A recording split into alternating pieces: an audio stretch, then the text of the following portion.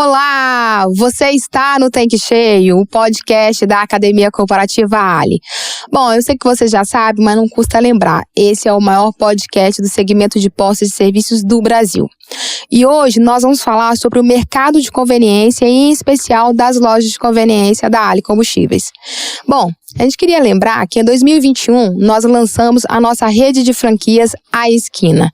E agora a gente quer saber o que evoluiu de lá para cá. E por isso nós convidamos o Frederico Amorim, que é gerente de operações de varejo da Ali, para nos contar, falar um pouquinho desse mercado de conveniência e também falar de como anda a loja de conveniência à esquina na Ali Combustíveis. Tudo bem, Fred? Tudo bom, Karen? Bom demais falar com você. Quanto tempo, né? Você não vem aqui. É sempre um prazer falar com você. Tem acho que uns 2 anos que você não vem aqui. A gente já tá até em vídeo já.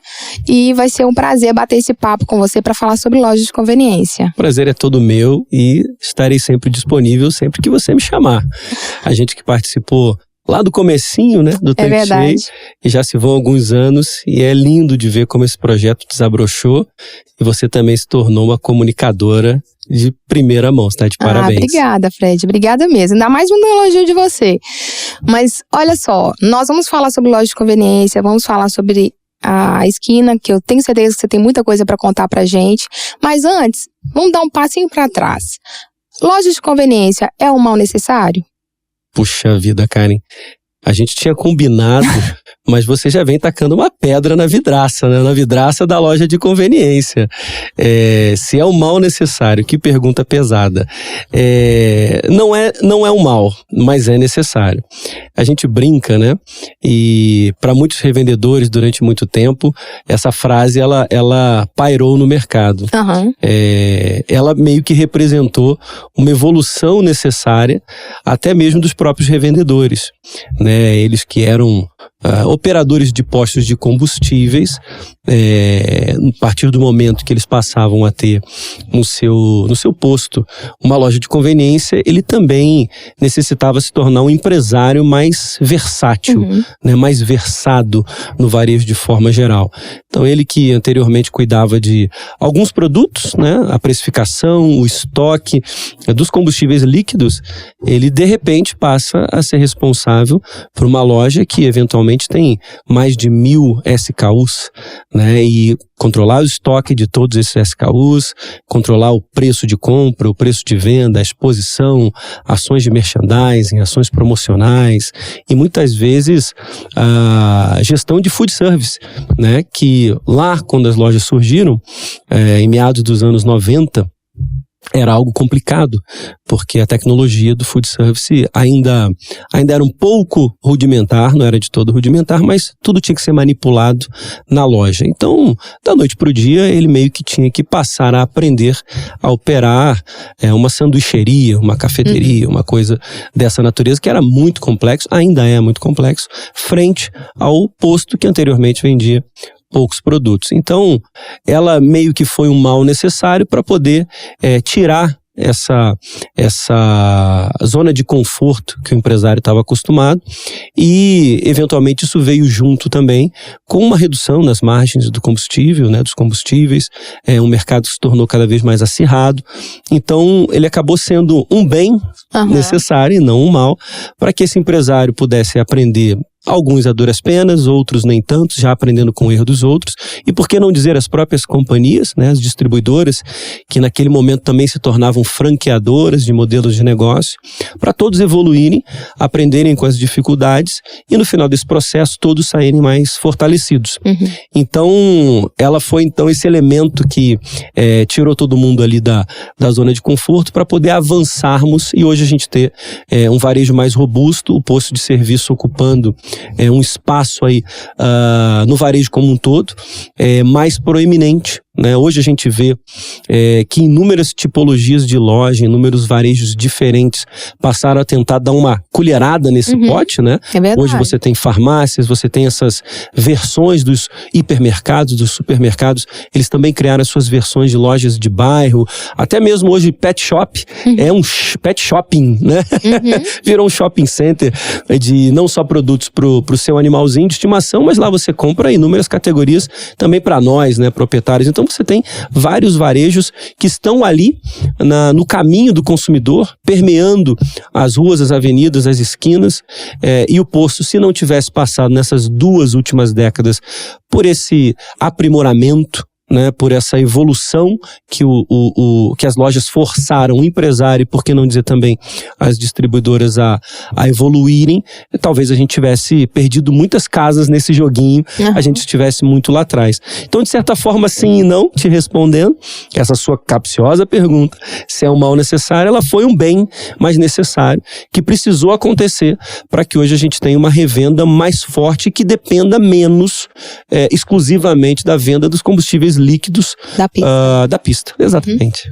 Então, já que ela é um bem necessário, qual que é o papel da loja de conveniência, então? Boa pergunta. Bom, nessa trajetória, nesses últimos, nós estamos em 2024, então eu posso até ampliar esse meu espaço de tempo para 30 anos, né? Durante aí esses 30, 35 anos, a loja de conveniência ela já teve vários papéis. Fazendo um breve retrospecto, quando ela surgiu, talvez ela tivesse, e ela foi bem naquele momento de término de inflação, plano real. Antes disso não fazia sentido, né, você ter loja de conveniência, porque o hábito de consumo era muito diferente, mas ela tinha uma característica muito de delicatessen, de algo diferente, produtos importados, era uma coisa muito de nicho, né? No momento em que há essa estabilização da moeda e você começa a perceber os hábitos de consumo que antes a gente se estocava, né? Parecia que era uma bomba atômica, e a gente se estocava, quando recebia o salário, corria para ir no supermercado, e esse modelo de hipermercados florescia muito naquela época. No momento que você tem uma estabilização da moeda, o hábito de consumo muda e você passa, as famílias não precisam mais fazer a compra do mês, né? Isso vem junto com outros fatores também, como famílias menores, eventualmente casais sem filhos, ou pessoas solitárias, né? Sem cônjuge, enfim, uma pessoa vivendo sozinha. O papel da mulher mudou muito nesse período, a mulher cada vez mais assume papéis profissionais fora do lar, trabalha fora. Então isso tudo mudou e o hábito segue, né? Essa mudança, dessa conjuntura social. E a gente passa a fazer compras menores. E às vezes você não quer mais dispor do seu tempo para ir até um hipermercado, fazer aquele carrinho enorme, ficar um tempão na fila e assim por diante. Então passa a fazer mais sentido essa tipologia da loja no meio do bairro, que é claro, tem uma questão imobiliária, então você não pode ter espaços tão grandes porque é muito caro, então lojas menores, com menos PDVs, e aí a loja de conveniência veio acompanhando isso tudo. Então nessa sequência ela sai de ser uma delicatessen e ela passa a ser o mercado de bairro. Onde você tem ali alguns produtos voltados para mercearia, para higiene e beleza.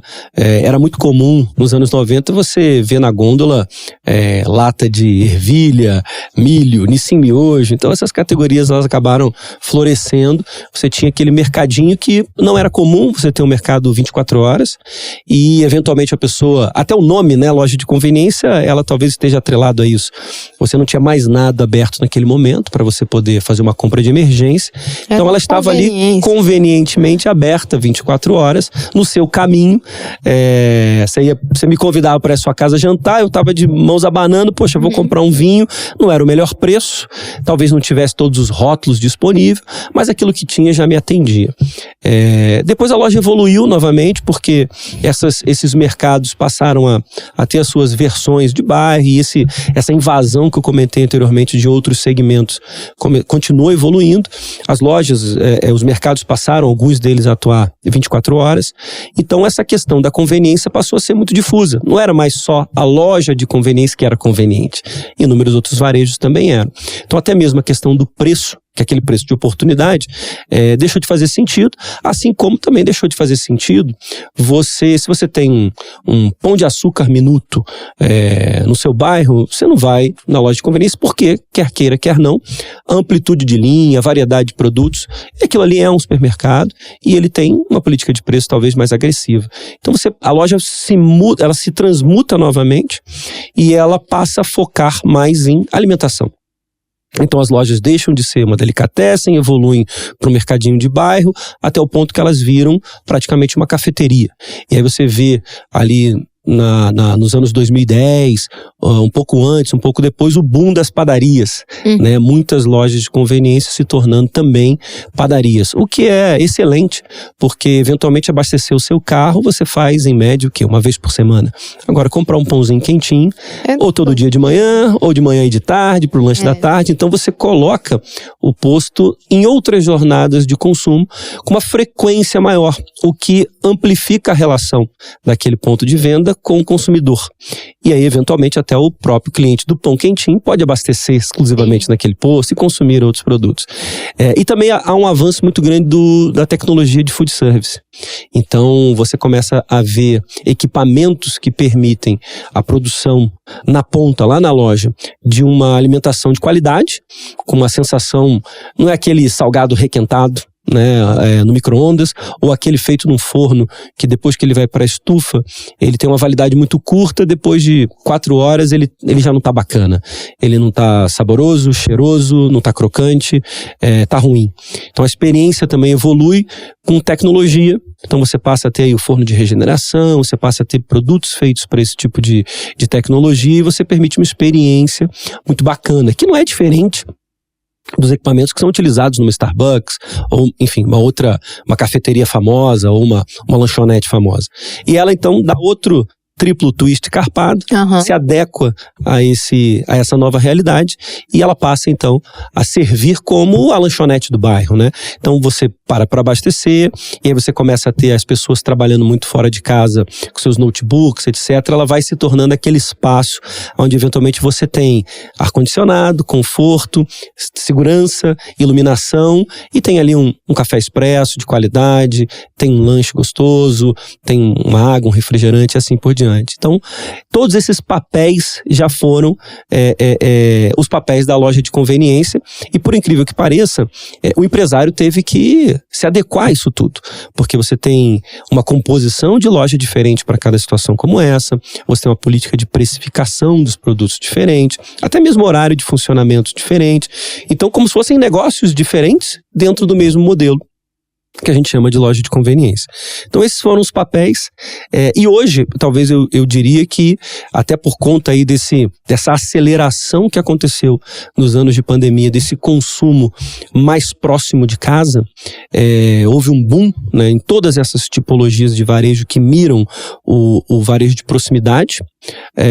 A loja de conveniência ela ganha um oxigênio novo, uma importância nova, e ela segue na batalha aí para liderar esse varejo de proximidade. Ela tem todos os argumentos, ela tem todas as características para que coloque ela no topo, né? Eu não estou falando de uma bandeira ou outra em específico, estou falando da categoria de varejo loja de conveniência.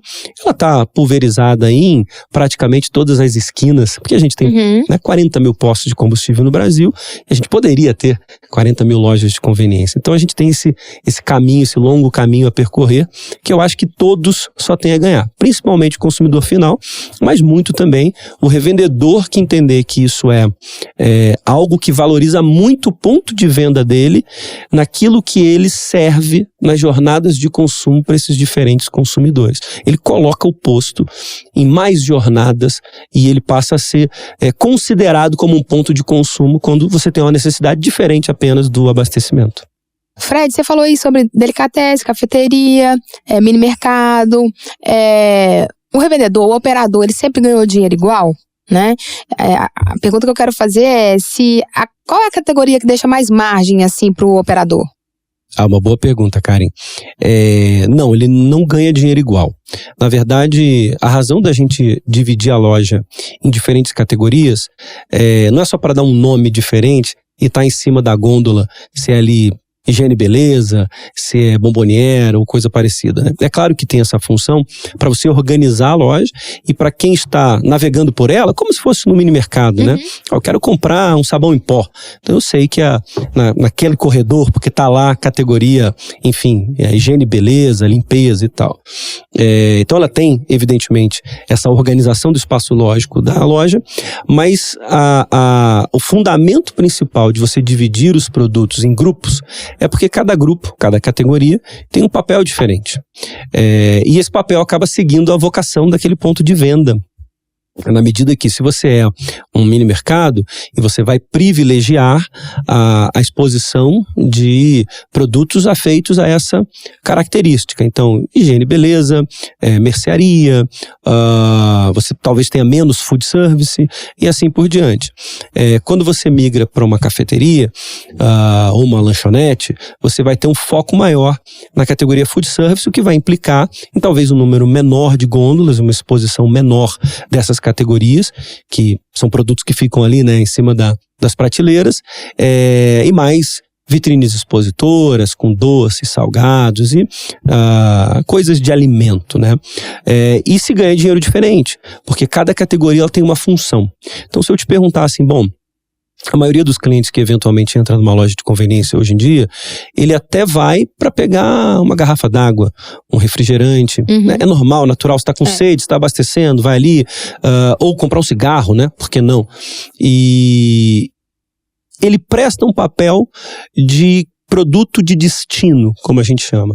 Então, o sujeito já sabe que ali naquela loja ele vai encontrar aquele produto e ele não está tão interessado naquele momento em saber preço, em comparar preço, porque ele não iria fazer uma outra parada, ou ele não iria até um supermercado. A ideia aqui não é comprar pelo melhor preço possível. Diferente, por exemplo, quando você vai procurar um tênis para comprar. Poxa, eventualmente você pesquisa, até compre na internet. Você pode ir em mais de uma loja. Se você está batendo perna num shopping, você não vai comprar na primeira loja, você vai ver numa outra loja que tem o mesmo modelo, compara preço. É diferente porque o tipo de produto é diferente. Então você tem essa característica de destino. Você sabe que tem lá, você sabe que a variação de preço, você topa pagar aquele preço e ela já não é mais tão grande de um supermercado ou de outro tipo de varejo para aquilo ali. Agora, você tem outros produtos que não têm essa função. E geralmente os produtos cuja função ele desempenha esse papel de destino, porque a pessoa já sabe que tem aquele produto na loja, ele vai lá em busca dele, você tem aqueles por impulso. Então, assim, dificilmente alguém vai até uma loja de conveniência comprar um bicho de pelúcia, né? Nem todas vendem, uma categoria de brinquedos e acessórios que não tem em todas, mas uma que outra tem, e a pessoa compra por impulso, né? Eu que sou um cara que tem 4 filhos, você sabe bem, sou a maior vítima dessas armadilhas do varejo, porque eu entro para comprar uma coisa que eu já sei que tem. Eu fiz isso ontem, né, numa loja no aeroporto. Fui pegar uma água e vi aquele chocolate M&M's. Estava lá na gôndola, estava um preço bacana, era uma promoção. Eu não entrei para comprar o chocolate, mas eu bati o olho, ele estava muito bem exposto. E eu fui levar um agrado para as crianças. Então comprei. Não estava previsto comprar, foi uma compra por impulso. Tem outras categorias, promocionais, etc. Tem a necessidade. Perfeito. Então, no momento em que as lojas mudam as suas vocações, elas acabam também se reorganizando para ter mais produtos em exposição, ou como eu falei anteriormente, amplitude de linha, profundidade de linha, para servir aquela categoria que, por exemplo, um mini mercado deve ter com mais opulência, ou uma cafeteria deve ter com mais opulência, assim por diante. Então a forma de ganhar dinheiro muda.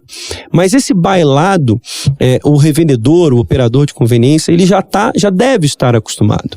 Porque eu não vou ganhar, eu vou abordar para o outro lado, eu não vou precificar com o mesmo markup, ou a mesma margem, todas as minhas categorias.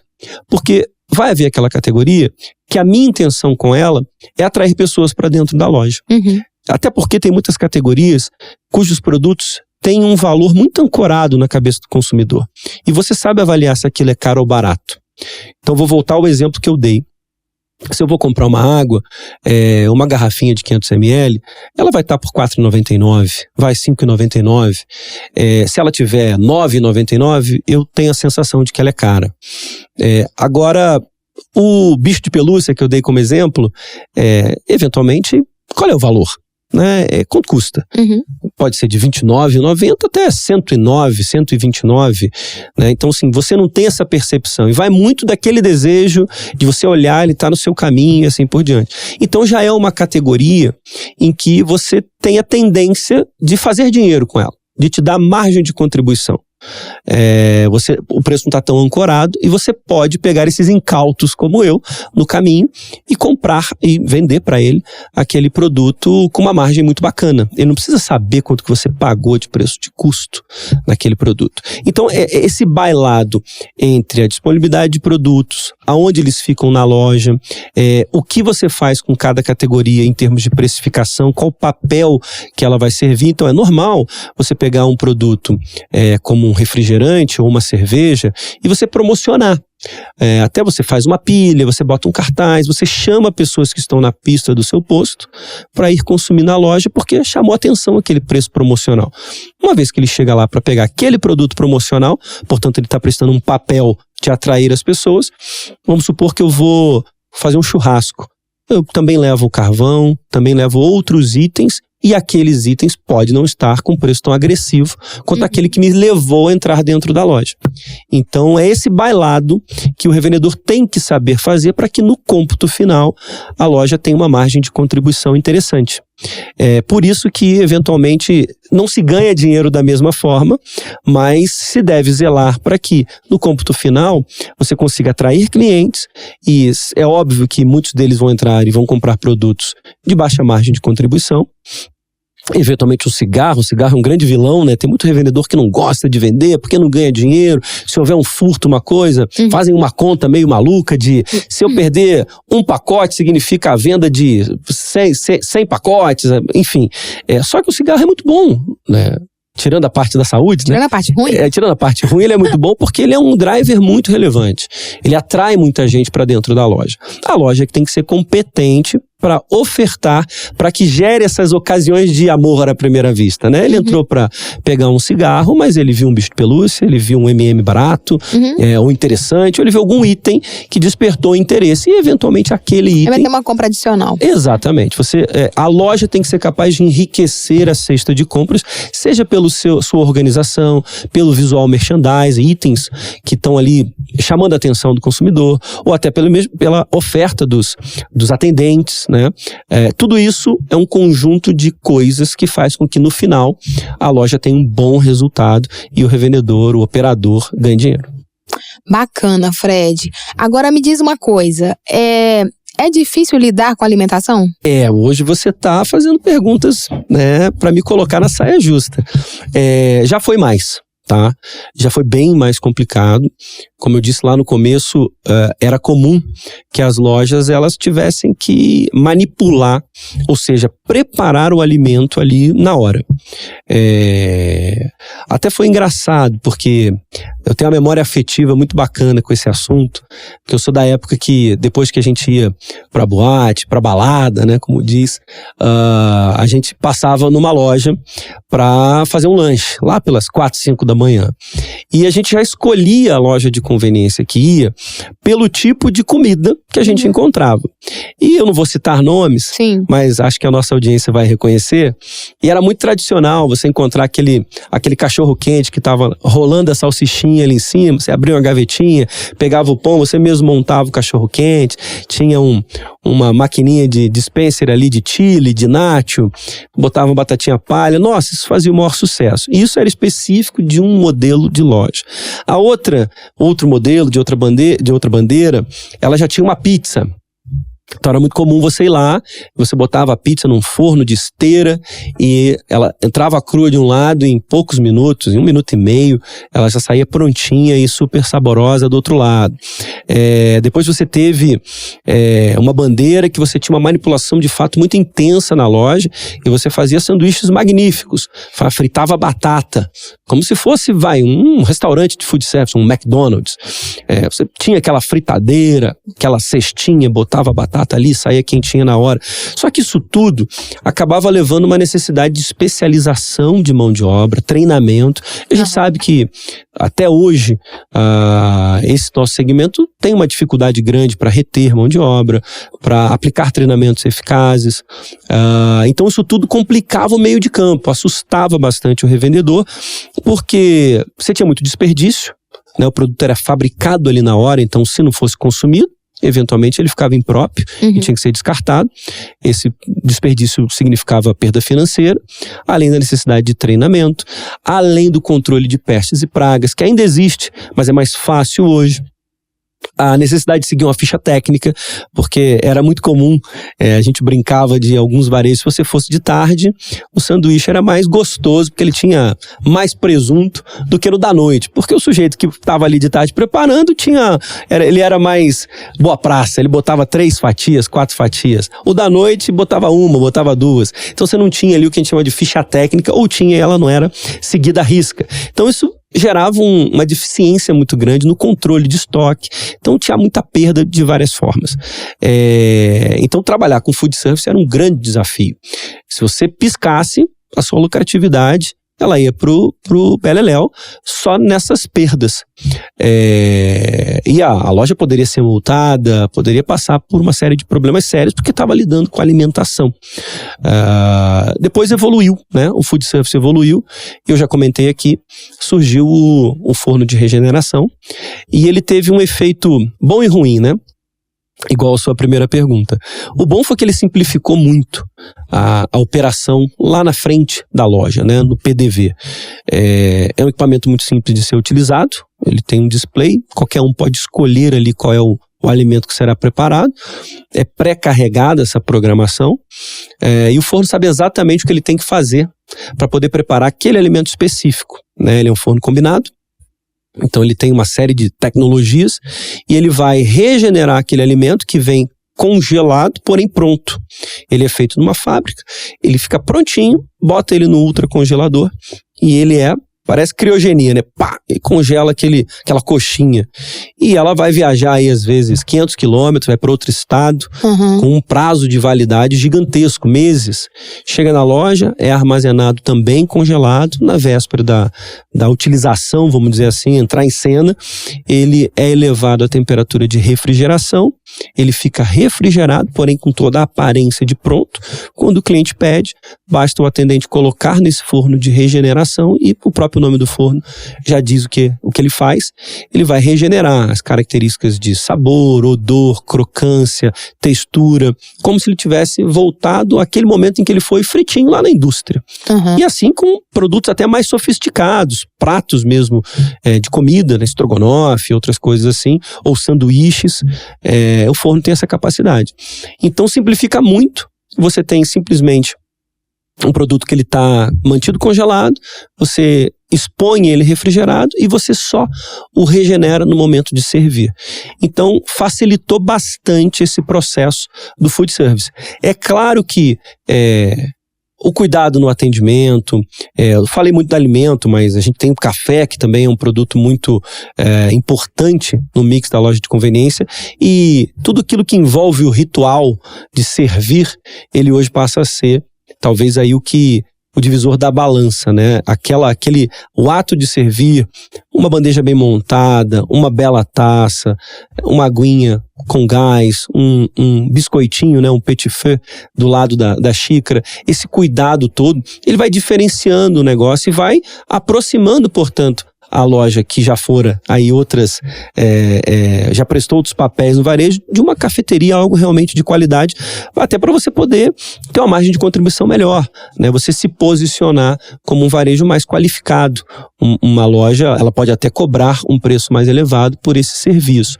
Então, eu diria que hoje a grande vocação, pelo menos até no projeto que a gente criou, que é a Esquina, é o de food service, né? Essa seria a categoria que é a divisora de águas e que a tecnologia favoreceu para facilitar a operação dos nossos revendedores e franqueados.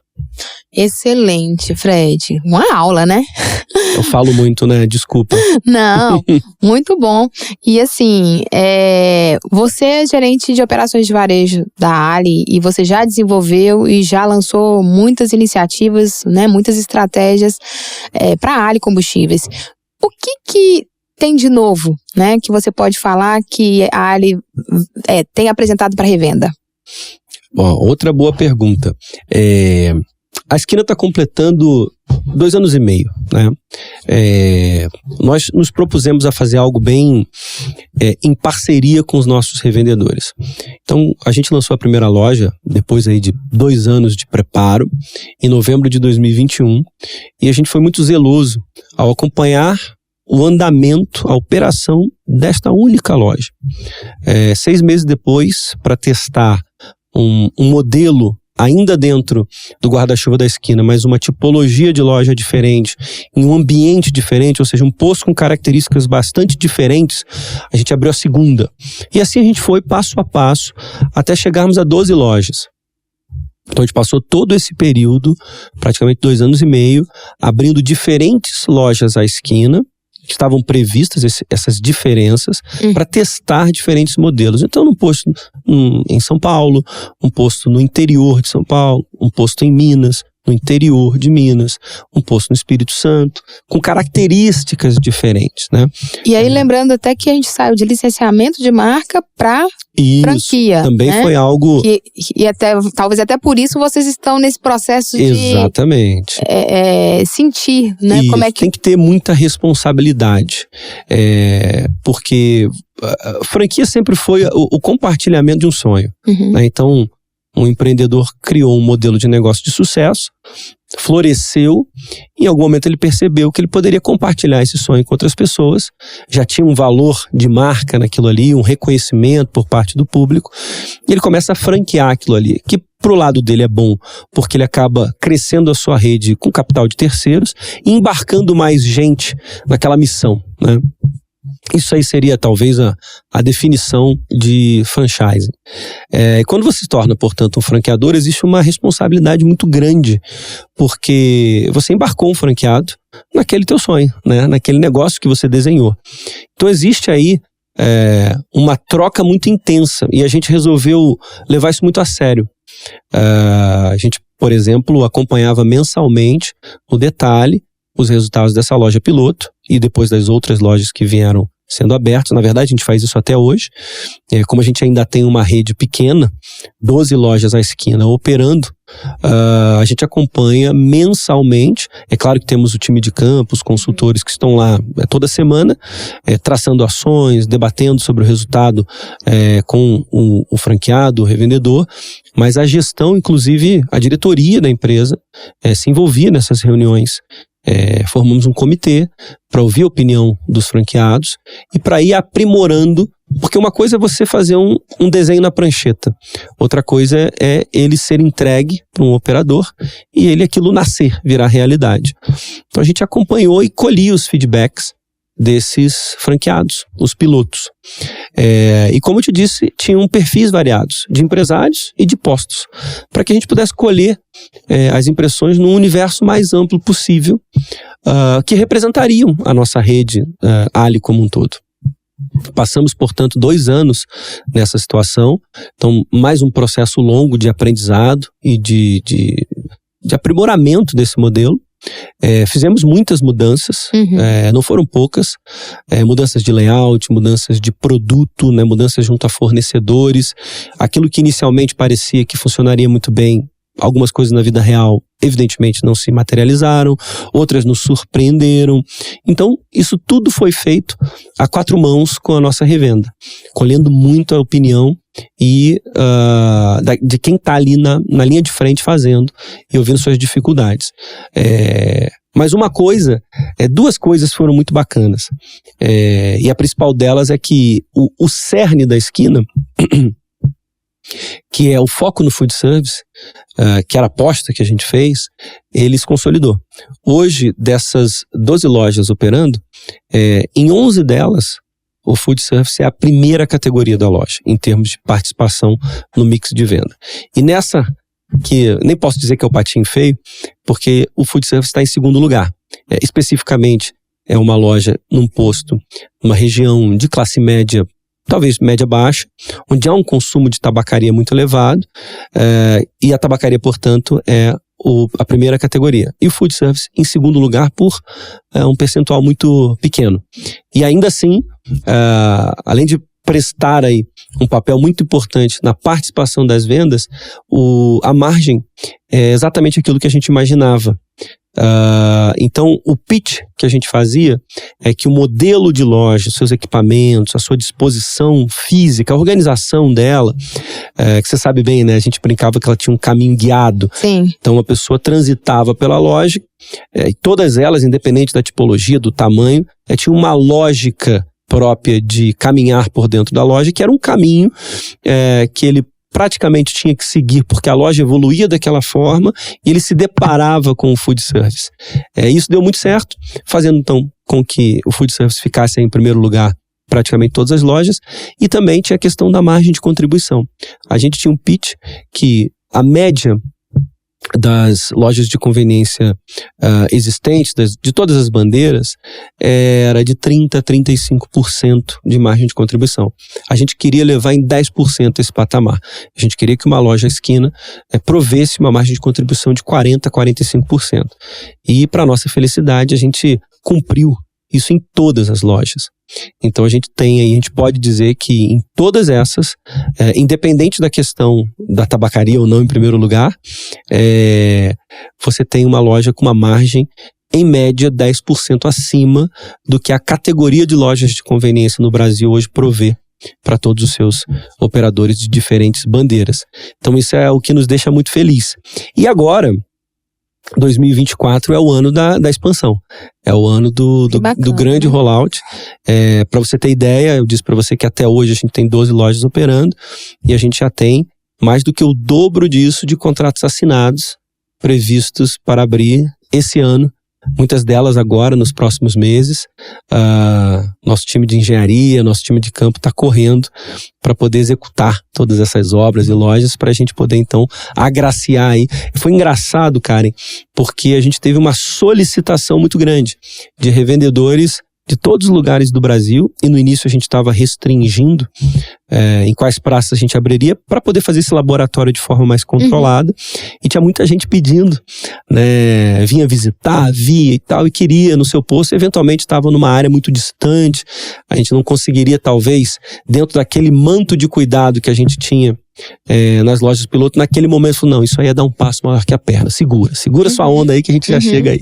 E agora então é a hora chegou o momento. Então eu faço aqui o convite para os nossos revendedores Ali que estão nos ouvindo, chegou a hora de colocar uma esquina no seu posto. E aí vem a grande novidade, que foi, na verdade, a sua pergunta. Depois de muito estudar, um desejo antigo nosso, que era a loja dentro do container. Isso também é um ponto que evoluiu muito. Porque não é uma novidade no mercado, já existe há muito tempo, só que não é simples porque você tem containers diferentes, e até quando se fala em container, você tem um container marítimo e você tem aquilo que se parece com um container, né? Teoricamente ele mas não é um container de carga.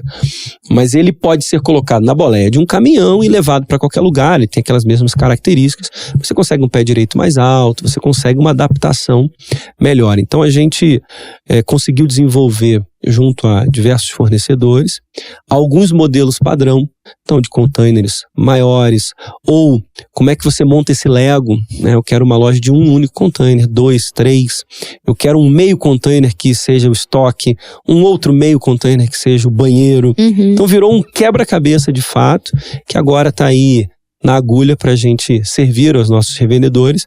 E você tem a grande vantagem, por incrível que pareça, não é nem o custo, tá? Mas é a velocidade de implantação, né? Bacana, Fred. Já que você contou, né, contextualizou tudo isso pra gente e você convidou os revendedores agora, né? Sim, não podia deixar de fazer esse convite. Aderirem à Loja Esquina. Fala um pouquinho mais pra gente, né, da Loja Esquina. O que mais você pode contar pro nosso revendedor em relação ao modelo? Enfim, o que você pode contextualizar a mais pra gente? Olha, além disso tudo que eu já falei, a gente divide a Loja Esquina em 3 modelos básicos. Um modelo mais simples, eventualmente para espaços físicos menores. Um modelo intermediário, que eu diria que esse é o modelo oficial, tá? Tem o forno de regeneração, ela tem todas essas tecnologias e características que eu te citei. A gente costuma brincar que é a esquina café. Vai até na fachada. A mais simples, simplesmente conveniência, porque ela presta esse papel.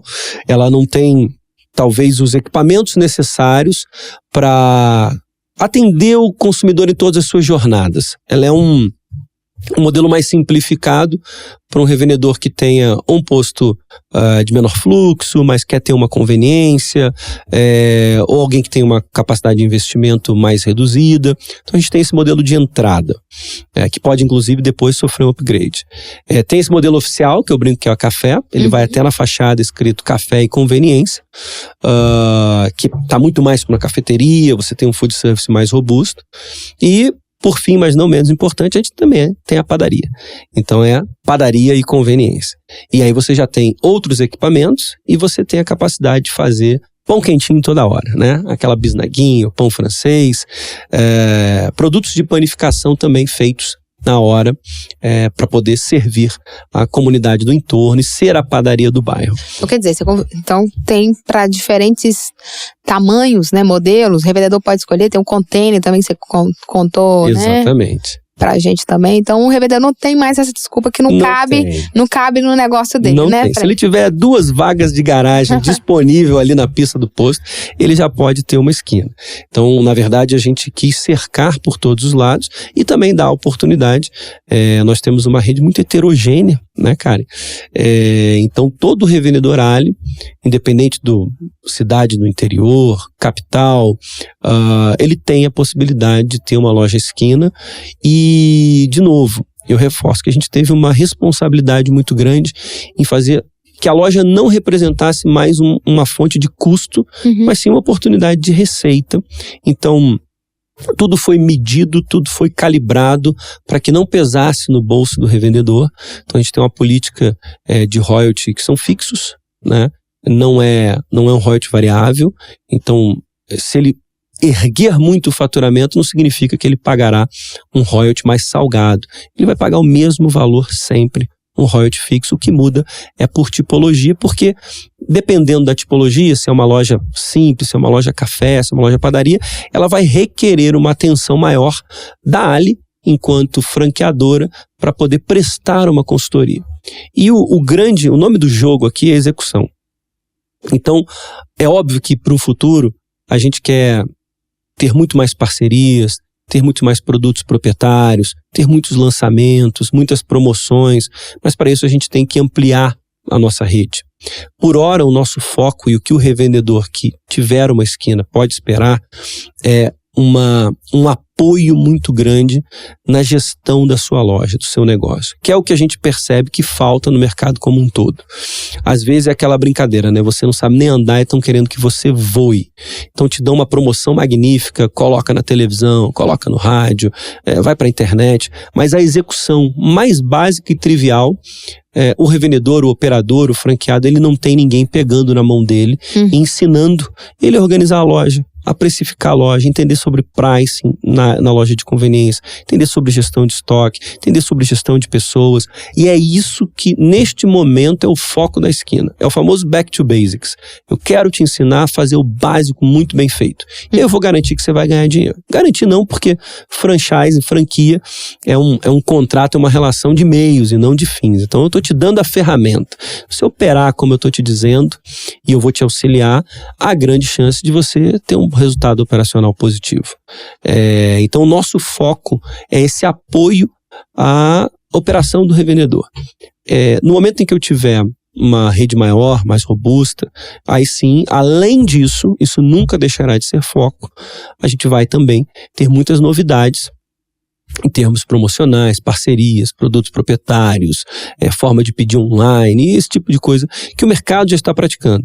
Mas eu percebo que, de certa forma, esse apoio ao básico da operação, aquelas matérias, digamos assim, que são essenciais para o sucesso da operação de um negócio de varejo, como a loja de conveniência, ele foi se esvaecendo.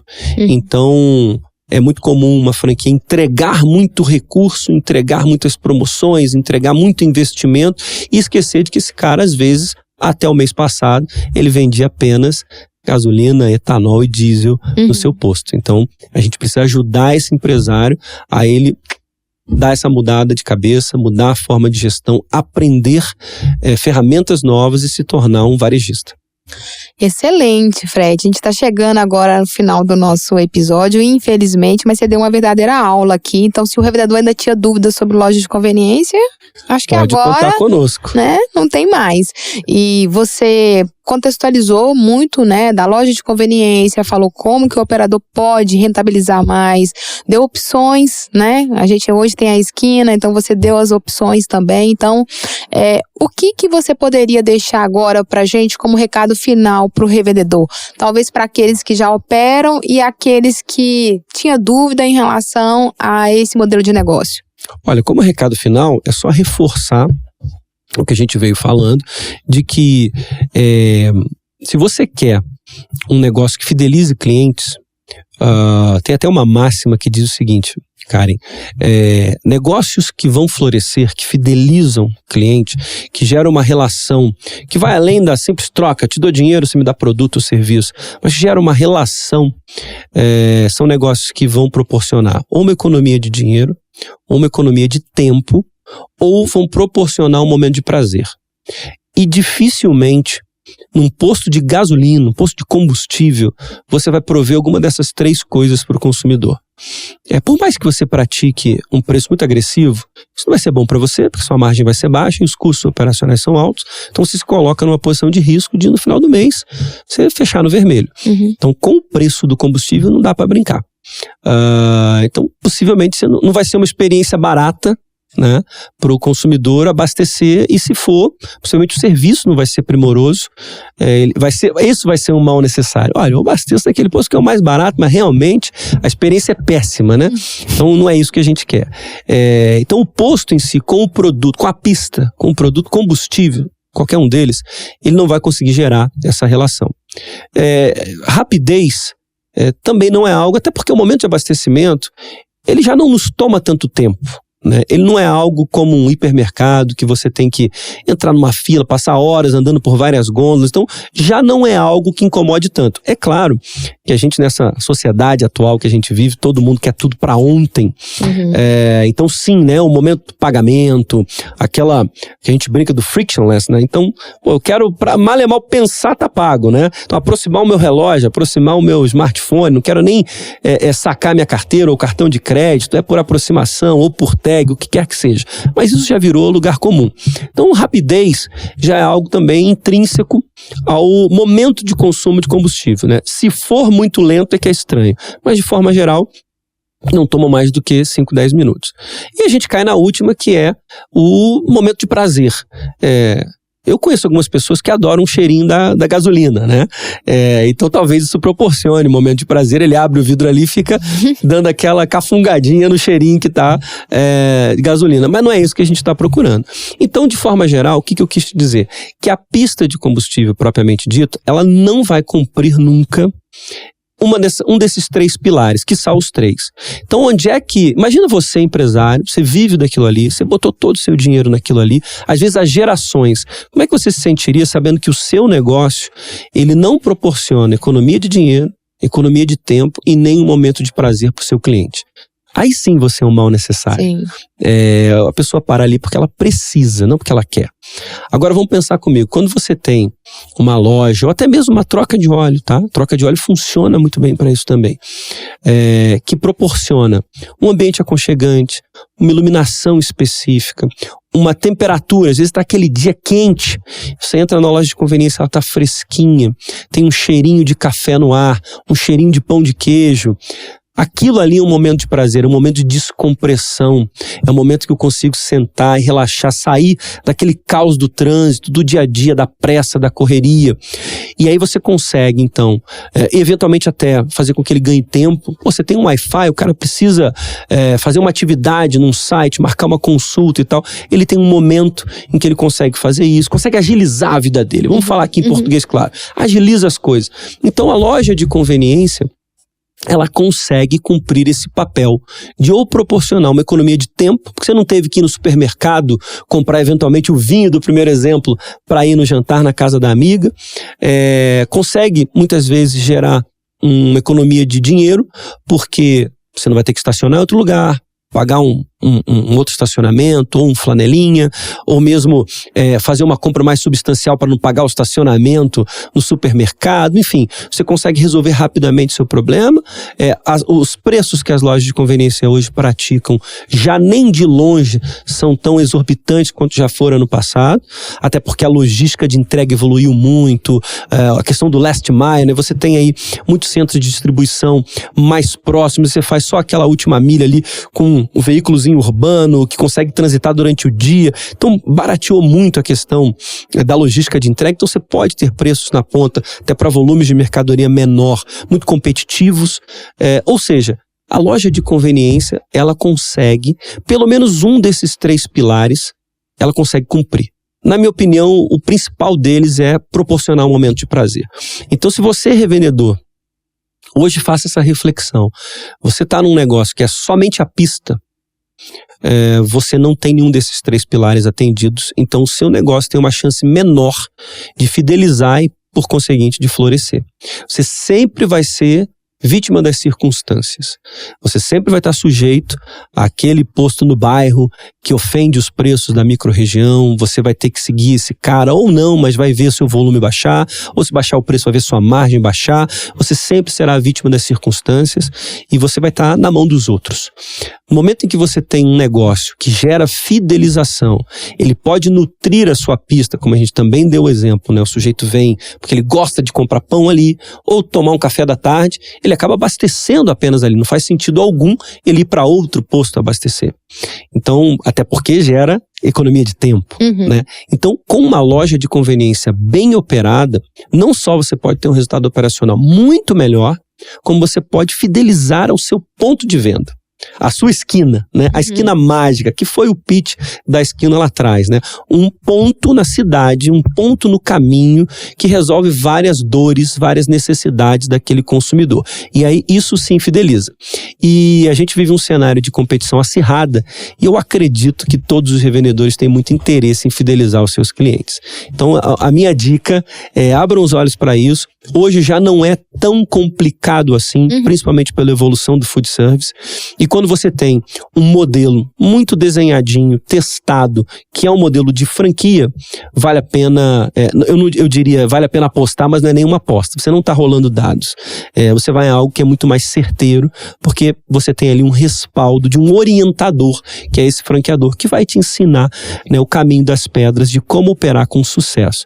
Então fica aqui o meu convite para que quem ainda não teve coragem de se lançar nessa empreitada, pode contar conosco para irmos juntos, que a hora é agora. Fred, muito obrigada pela sua participação aqui no Tanque Cheio. Foi uma verdadeira aula, né? E eu tenho certeza que os revendedores que até então talvez tivesse dúvida em relação a esse negócio, eu acho que agora não tem mais. E, bom, você falou aí também sobre troca de óleo, né? Então, falei rapidamente, é verdade. Então, assim, nós estamos falando sobre unidade de negócio, né? A gente está falando para como o revendedor pode rentabilizar mais cada metro quadrado do posto. Então, por que não falar de troca de óleo? Então, como você demorou muito para vir aqui no Tanque Cheio, eu queria te convidar para que você estivesse conosco em mais um episódio para a gente poder falar dessa unidade da Ali Combustíveis. Poxa, vai ser um enorme prazer. É um assunto que eu também sou apaixonado, acho que dá para perceber. E a gente tem um pouquinho para falar sobre isso sim. E eu acho que a nossa revenda e toda a revenda do Brasil vai gostar de ouvir. Então, eu fico disponível, me chamou, eu venho.